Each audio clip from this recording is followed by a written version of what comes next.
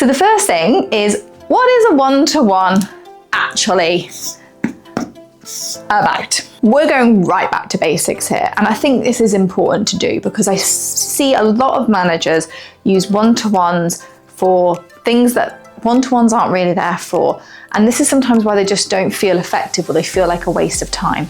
So this is a regular, keyword, private discussion between you and your team member. There are two things there, private and regular.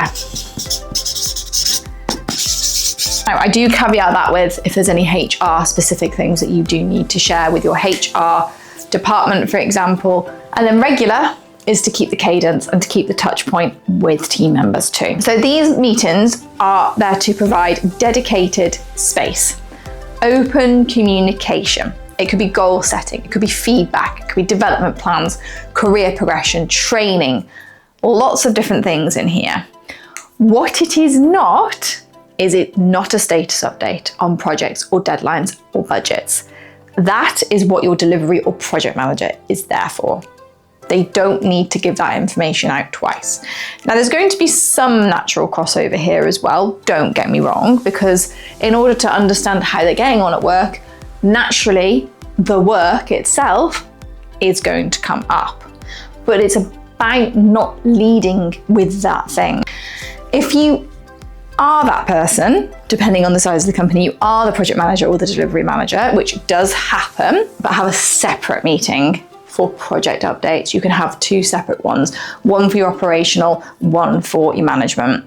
So that's how you can split those two out. When they do feel a little bit awkward, I would recommend that you do 3 one-to-ones first. Don't do the first one, feel super awkward, think that was a waste of time, and throw it all away. Stick with it a couple of times because, you know, in anything in life, are you ever good at something the first time you try it?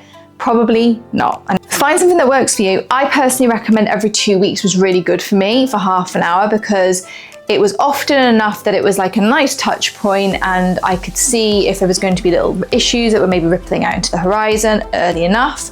But also it gave enough time in between each one for people to take away things, do actions, me to do actions. So that can work quite well. So the next thing to think about is the structure of the one-to-one. So I would recommend the 3x10 model that I like to use because you have 10 minutes, 10 minutes, and no surprise, another 10 minutes. And these are for all different things. So first one, I split it in 2, which is 5 minutes. Don't worry, this isn't maths, but this is 5 minutes. So this is your welcome and wrap up.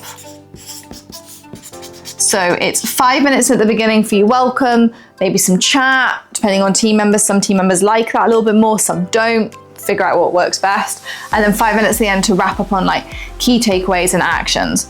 This 10 minutes is for the team member, is for you as the manager. So it's all about balance. And this works really nice way to structure it so you don't take over the meeting and fill it all. They don't take up all the meeting and you're not able to give any feedback. It's all about balance and working together on this. So with the 10 minutes for the team members, let them lead with their updates, their wins, their challenges, anything they want to raise. Give them real ownership. It gives them a real voice in the meeting. With your 10 minutes, this is where you can share feedback, updates, think about any coaching that you need to be doing with them. Is there any important points you need to cover? Keep it supportive, not overwhelming. We're only doing 10-minute little snapshots.